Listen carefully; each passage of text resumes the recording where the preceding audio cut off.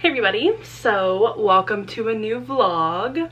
It's been a while, at least for me, not really for you. I did just upload a vlog a couple of days ago, but that one was pretty old. If you watched my last vlog, you will know that I got the stomach flu. I initially thought it was food poisoning. It was not, because it went through my entire family. I was the first one to get it. And then a couple of weeks later, maybe 2 weeks later-ish, I got COVID. So I ended up getting COVID around like, I think Monday-ish, Sunday, Monday-ish of last week. And I am just now feeling better, and it's Monday. So I figured that I would start my new vlog and just kind of explain that in the beginning, just to kind of get it out of the way. But yeah, I have been sick twice, like pretty gnarly sick twice in the past month. I'm hoping that I'm kind of getting all of that out of the way before I go to New York next month. And also see the Eras tour in movie theaters. So I'm like, can we be done with being sick for now? I'm like so over it. So yeah, I just wanted to give that update, get that out of the way. We don't have to talk about it anymore. But because I've been sick, I haven't been able to update you all with what I've been doing lately. But I did get some book mail. I got The Collectors, which is a short story collection. And I am really excited to read this. It's edited by A.S. King, but it has stories from M.T. Anderson, E.E. Charlton Trujillo, David Levithan, Corey McCarthy, Anna Marie McLemore, Jean Neri, Jason Reynolds, Randy Ribbe, and Jenny Torres Sanchez. So this looks really interesting. I am so excited. It's actually gorgeous as well. And this just seems to be a collection of short stories that are just very weird. It says, this anthology of stories is the result of me asking 10 of my favorite YA writers to write me a story about a collection and its collector, and asking them to toss out conventions as there were no rules, there was no normal, and they could be as weird as they wanted. There is currency in weirdness, I said. Be defiantly creative, I said. What they've created here is a new, beautiful collection of curiosity and hurting and growing up and healing and loving and living. A.S. King. So I am really excited to read this at some point. I don't know if I'm going to read it in one go, if I'm just going to read like certain stories every once in a while. We'll see. But I am really excited to check it out. And since I have been gone, I have read a few books actually since the beginning of September. And the first one that I ended up finishing was Happy Hour by Marlo Granados, and I gave this a 4 out of 5 stars. I ended up listening to the audiobook, even though I kind of wish that I had read it physically, just a little bit. I'm like a little bit bummed that I didn't just go ahead and read it physically, but that's okay. I was feeling really down in the dumps, and I'm like, I just want something to pick me up and something that I know that I'll really love, and I picked it up and I loved it. And I kind of described this as if you were reading like the diary of the coolest girl you know. I think that's the perfect way to put it, because this main character is just so effortlessly cool, and I loved getting to hear all of the things that she was thinking about, all of her weird little random beliefs, and her viewpoint of the world was just so intriguing. And she just has that like major cool girl energy, and so I really enjoyed that about this book. There's really no plot, obviously. It's just a very character driven book, and it's following these two girls from Canada in their 20s, and they spend a summer in New York. They don't have jobs or anything like that because they are technically like not on a work visa or anything like that. So they aren't technically allowed to work in the US. So they just kind of take some like random odd jobs that they don't really need to do like a lot of paperwork for. They rely a lot on their friends and stuff like that, and it's just such a cool book. So if you're looking for something really fun, especially for the end of summer, beginning of fall, I highly recommend this. And then I finally am so happy because I've had this book on my fall TBR 4 years, literally. And that is Catherine House by Elizabeth Thomas. And this one, I actually didn't know how I was gonna rate it after I finished it. I left it unrated, and in my little Goodreads review, I was like, I cannot physically rate this book right now. Like, I just have no idea. I was left completely floored by the end of this book, and so not like confused, but just like, how does someone actually rate this book? And it just had me thinking about a lot of things, and I felt like I really needed to let this book settle before I rated it. And I did end up giving it 4 out of 5 stars, and I feel like this book is so not only weird and unsettling, like I've described it as many times, but also just so complicated. And it really illustrates the desperation and like the lengths that we will go to, especially as Americans, to go through higher education, because it feels so required at this point of like, you need to have a degree to like do anything in this country / in this world. And so people will go to serious lengths and push themselves and sacrifice things in order to get a diploma.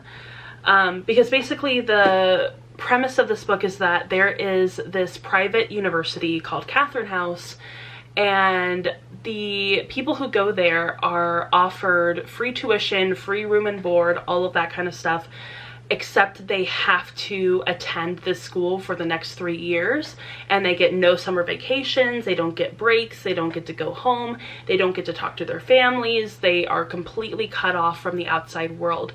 And at the end of it, they will get a diploma from Catherine House, and it is very prestigious. And a lot of the alumni on the outside are like, I loved Catherine House, you know, the years that I spent there were some really formative years of my life, and like I owe everything to Catherine House. Like, they talk it up a lot, and so it has sort of this reputation of being a school that is really selective and also really, like I said, prestigious. So I think that that is such an interesting thing to explore in this book. And similarly to Happy Hour, there's not really like a plot to the book. It's really just an exploration of this university lifestyle, and like I said, the way that we value higher education, especially in this country. But it is very just strange and like fever dream-esque and very weird, and I don't think that it's going to be a book that lands well with everybody, but I think that it's something that's really important to read about, and honestly really holds a mirror up to higher education. So I thought it was really interesting. I thought it was really thought-provoking, and I really enjoyed the writing style. I mean, I think that a lot of people critique this writing style as being very, not necessarily simplistic, but just very straightforward. And I can definitely agree with that, but I think that that was sort of for a reason. It was really intentional, because the rest of the things that are going on in this book are so weird and outlandish that it kind of hits at such a weird note to have it be told to you in such a straightforward and matter-of-fact, succinct manner, instead of using like this really flowery language that's like really over the top and dramatic. It's really almost like normalizing a lot of the stuff that goes on here. So I do think that the writing style is really intentional. And I'm actually glad that I listened to it as an audiobook, because at the end of this audiobook, there was an interview with the author that was like an excerpt of a podcast.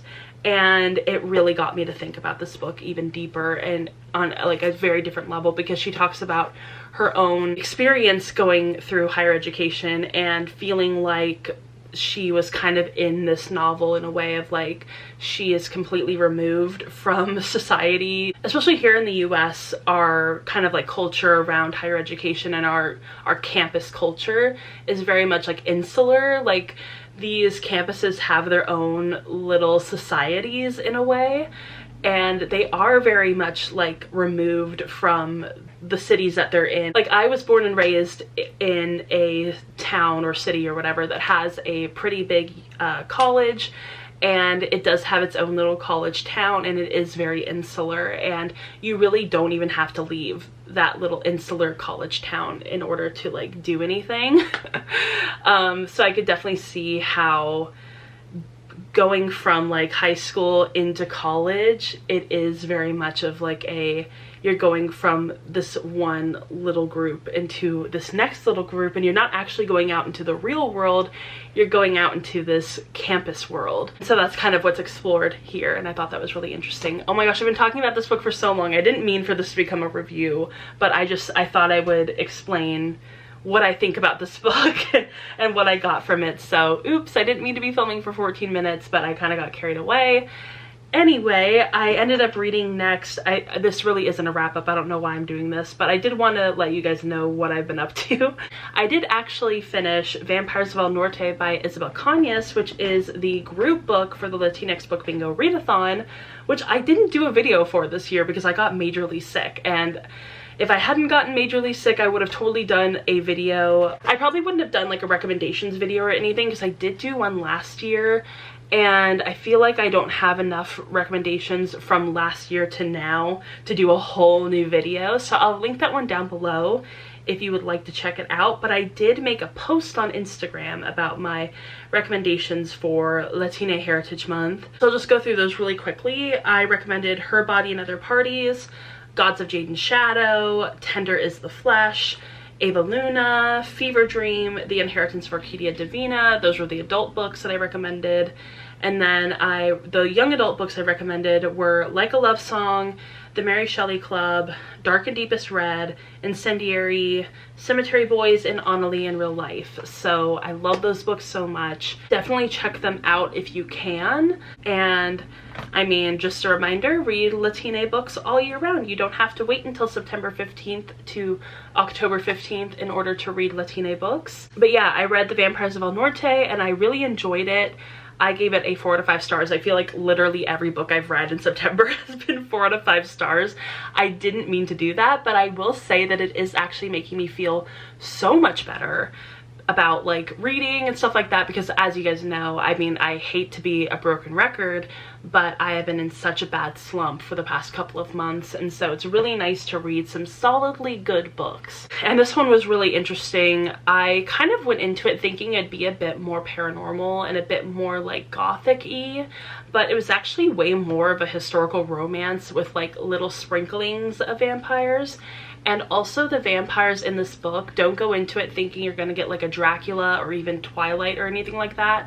It's not humanistic vampires, it's very much animalistic vampires. Like, these vampires are basically just another like animal, just another predator. But I did think that it was really interesting that we got some like colonial critiques in this book as well, which I wasn't expecting. I thought it was going to be pretty straightforward, and it was much more than that, so I really appreciated it. But yeah, just don't go into the book thinking that it's going to be majorly paranormal or anything like that. It definitely has bits of that, but it is much more of like a romance novel than anything else. So I did really like the romance. I thought it was really cute. It's like childhood friends to not really enemies, but just like miscommunication, and then they become lovers. So it's really cute, it's adorable.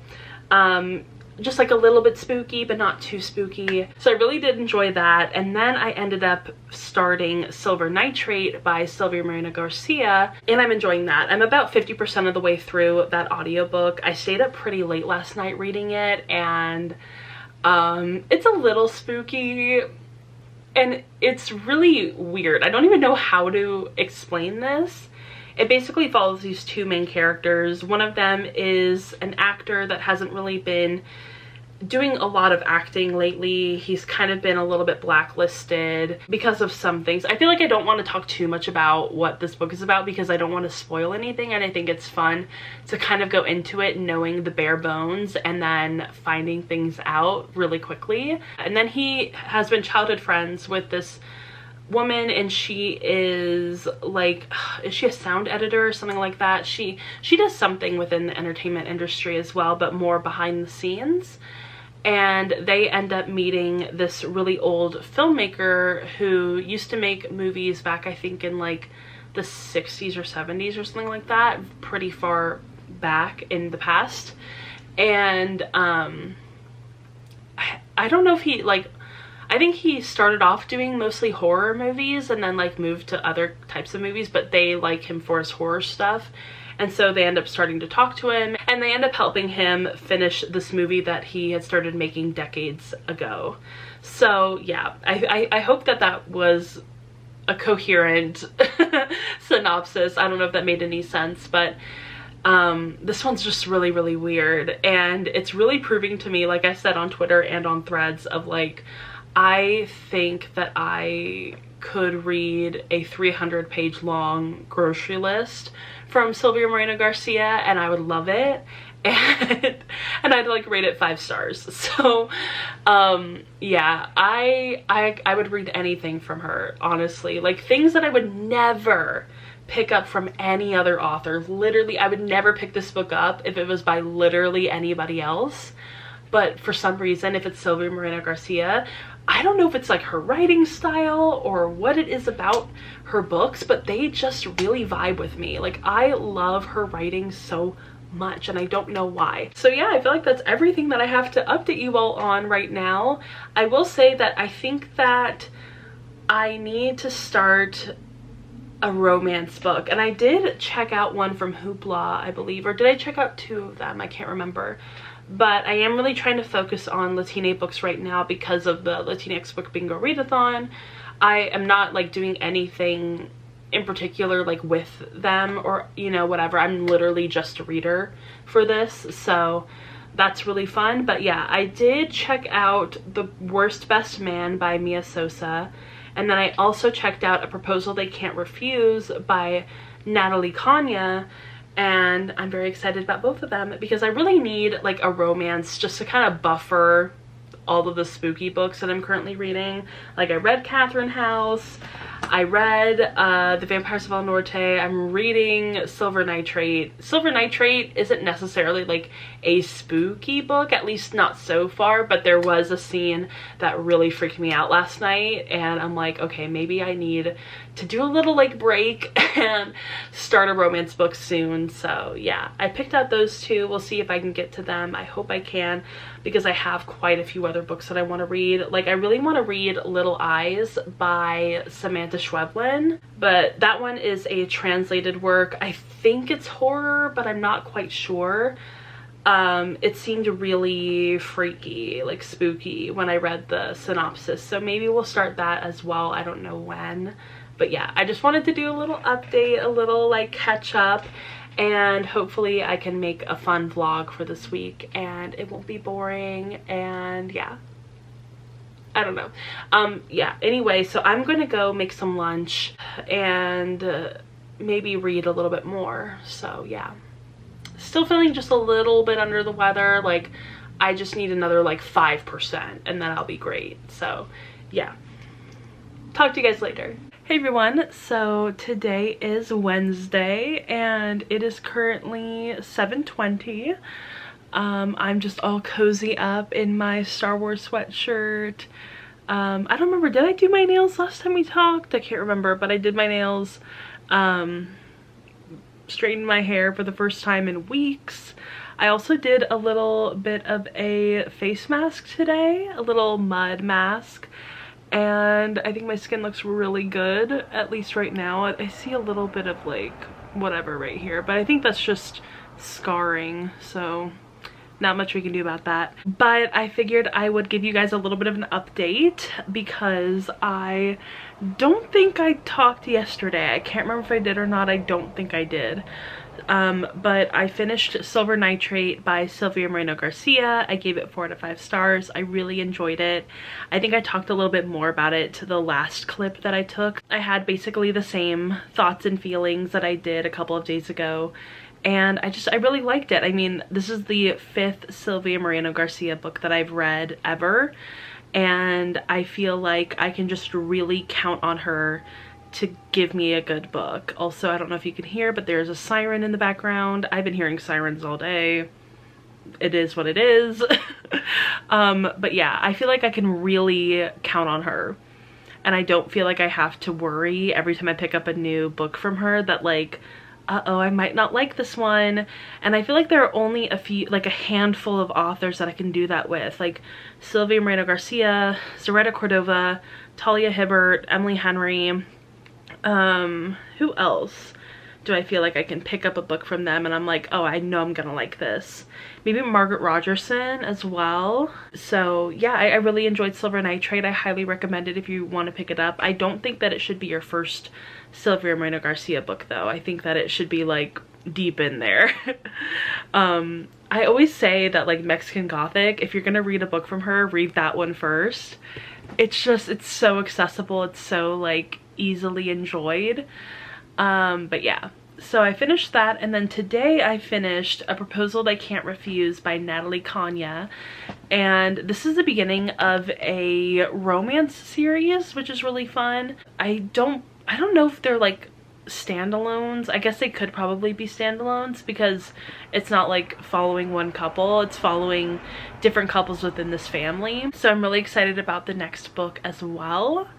But this is the first one and I really enjoyed it. I gave it 5 out of 5 stars. Like, I know, but hey, like for a romance book, this was a 5-star romance book, at least for me. I really enjoyed it. I thought it was so much fun. I really enjoyed the characters, and it was something that I was thinking about the entire time I was reading it. Like, I really think that for romance books, you really need to have super fleshed out characters. Like, these characters need to be layered, they need to be complex, they need to feel real, they need to like be actual real people. And I feel like that's one of the only genres that requires it. Like, I feel like in fantasy and like historical and everything else like that, you can kind of dress up a lackluster character with window dressings. Like, you can dress it up with like some world building and magic and whatever, and like you could take a really mediocre character and make them a little bit more interesting.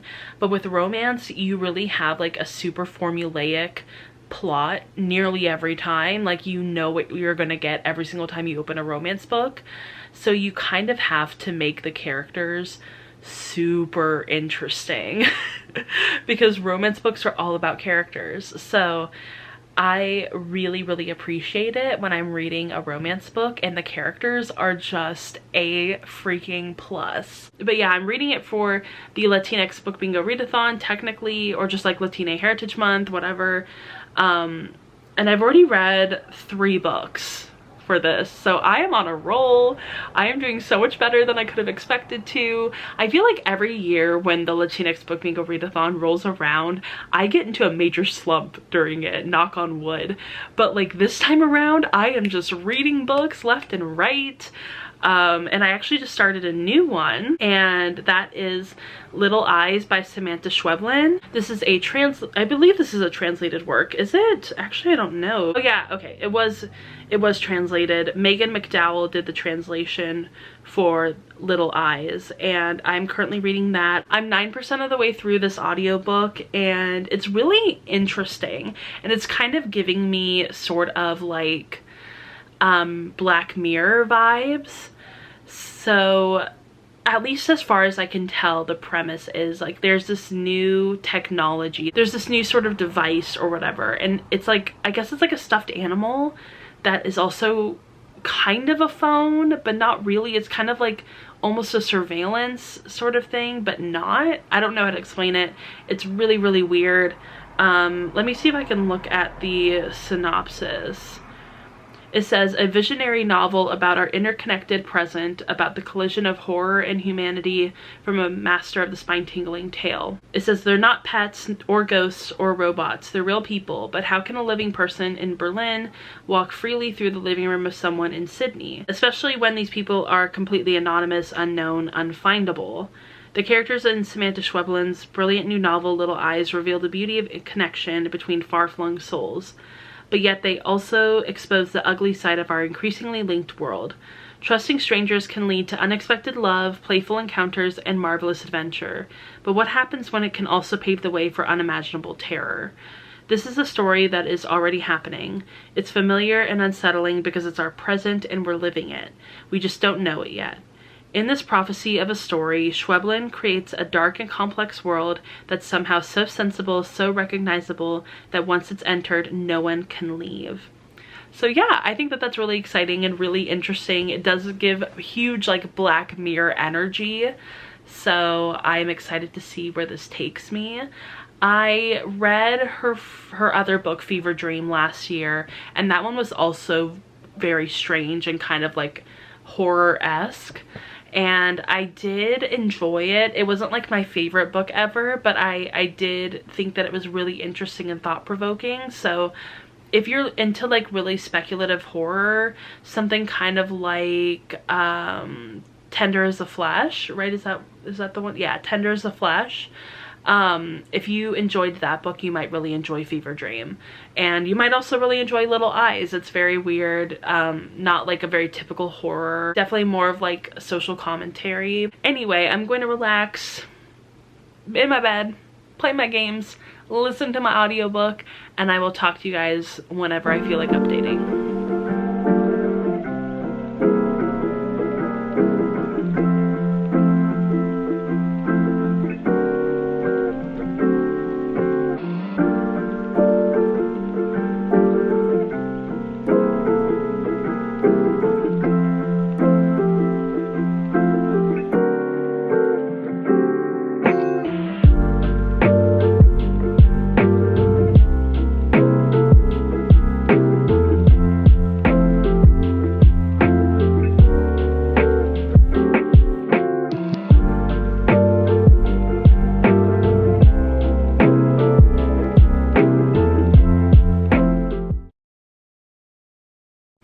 Okay, so it is currently 11 o'clock at night, and I totally forgot to update you all after I finished a book, because I actually started it last night, and I don't think did I ever tell you guys if I did or not? I'm sorry, I really don't remember.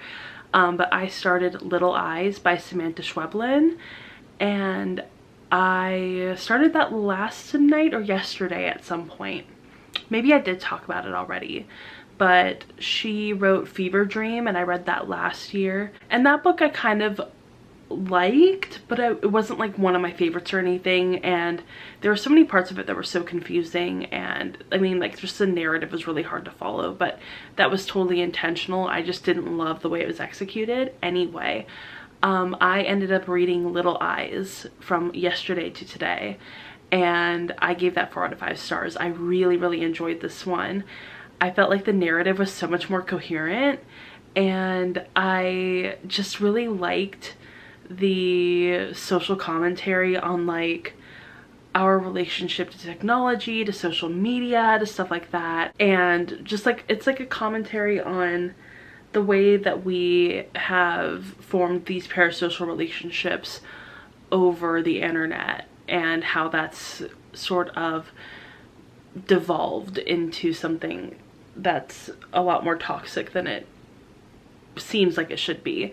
I really, really enjoyed it, and I think that if you're a fan of like The Twilight Zone or Black Mirror, you would absolutely love this book so much, because it's very that kind of vibe. It's not like horror in like, you know, like a stereotypical horror. It's just like, it's so weird and so different, and I think that's what I like about her books, is that like they're horror with like very obvious social commentary.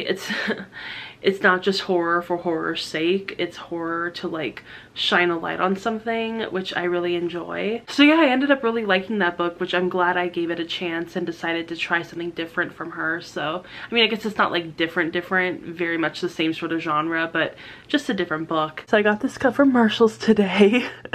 Isn't it cute? We love it. We love it. It's everything.